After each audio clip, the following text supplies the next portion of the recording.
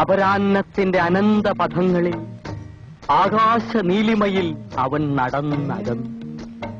ഭീമനും യുധിഷ്ഠിരനും ബീഡി വലിച്ചു.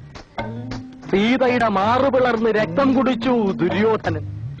ഗുരുവായൂരപ്പന് ജലദോഷമായിരുന്നു അന്ന്.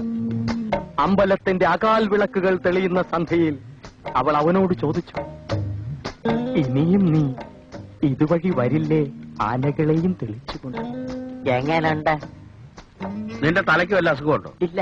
പിന്നെന്താ ഇതിന്റെ അർത്ഥം? സാർ ആധുനികമേ പബ്ലിഷ് ചെയ്യൂ എന്ന് പറഞ്ഞതുകൊണ്ട് സ്വപ്പ കഞ്ചാവ് അടിച്ചുകൊണ്ട് എഴുതിയതാ. കഴിഞ്ഞ തവണ പറഞ്ഞ അതേ ബോംബ് കഥ തന്നെ, സ്റ്റൈല് മാറിയപ്പോ ഇങ്ങനെ ആയിപ്പോയി. എടാ മരമണ്ടം കഴുതേ, നിനക്ക് പറ്റിയ പണി എന്താണെന്ന് ഞാൻ പറയാം. ഇതല്ലേ? എനിക്കറിയാം. പക്ഷെ അവന്മാർക്ക് ഇപ്പൊ യൂണിയനുണ്ട്. അതുകൊണ്ട് അതേ സ്റ്റാറ്റസ് ഉള്ള വേറൊരു പണി ഞാൻ നോക്കി. ഒന്നെങ്കിൽ ഒരു എഡിറ്റർ ആകുക, ഇല്ലെങ്കിൽ ഒരു സാഹിത്യകാരനാകുക.